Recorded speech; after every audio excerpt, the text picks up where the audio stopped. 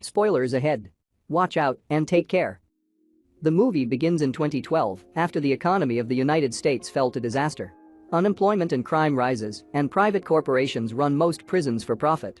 The movie focuses on the Terminal Island prison, which broadcasts Death Race to the world via a popular site on the internet. Death Race is not only a race to the finish line, but a battle pitting a car against a car. The film begins by showing a race near its end between Machine Gun Joe and a famous masked driver known as Frankenstein, who is accompanied by Case, a navigator. Frank tries to gain the advantage when his car starts malfunctioning by releasing his car's back shield to hit Joe.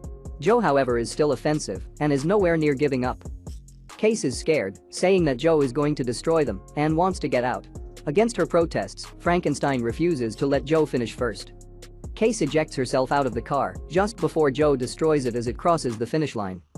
In the next scene, we see an ex-convict and a worker named Jensen Ames working at a steel mill that is about to close. The workers are protesting because they are not given the full amount they have earned.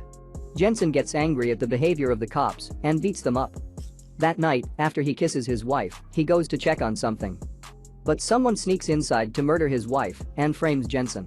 Jensen is arrested and sent to Terminal Island, where he is received by Ulrich. The next morning, he beats up a man who provokes him and is taken to the prison warden named Claire Hennessy. When she takes a look at his driving record, she gets to know that he is a very impressive driver, and she offers to make him the new Frankenstein.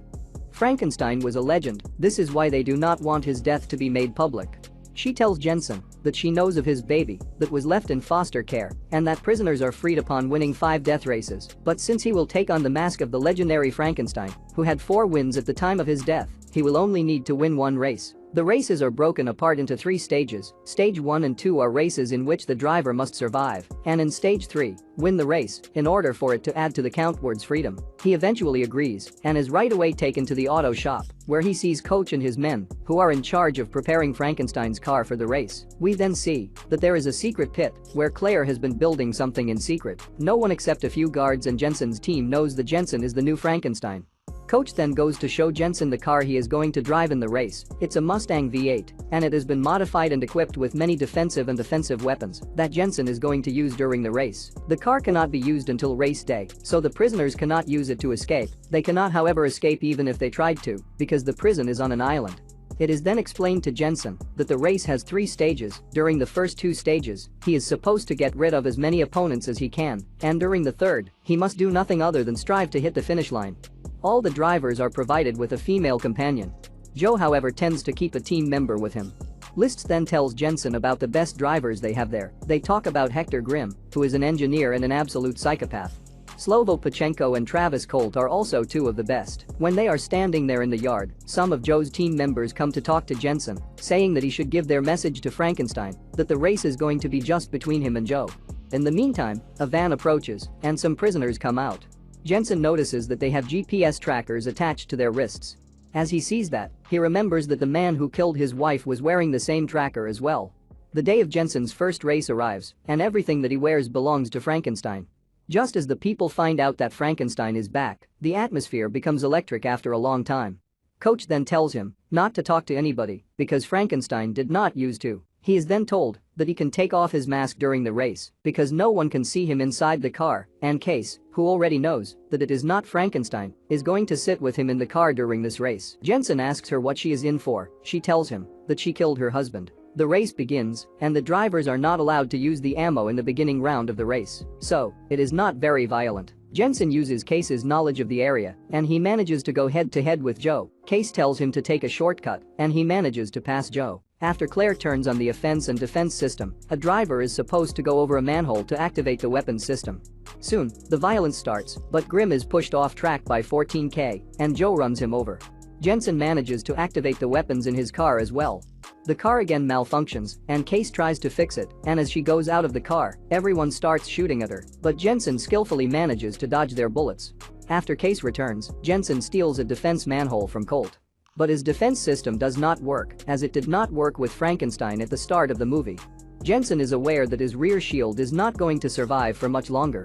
So, he comes up with a plan. He asks Case to unhook the napalm and sit on his lap so he can launch the chair with the napalm on it.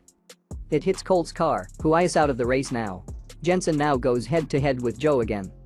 Jensen is distracted and blindsided by Joe when he sees Pachenko perform the same hand gesture at him as the masked assailant, causing Jensen to realize it was Pachenko who killed his wife. Pachenko comes first in the first stage and Jensen comes last. After the race, Jensen's team checks the car and sees that the gadgets are working properly, so they are unable to find out why they did not activate. Jensen goes to Claire, telling her that he is not going to race anymore because he knows she had his wife killed by Pachenko so that she can get a new driver to replace Frankenstein. Claire disagrees, but she again threatens Jensen that if he wants to see his daughter again, he will have to do as she asks.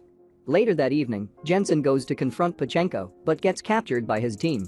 Just when Pachenko is about to kill Jensen, Liszt gets there and stabs him with a pen.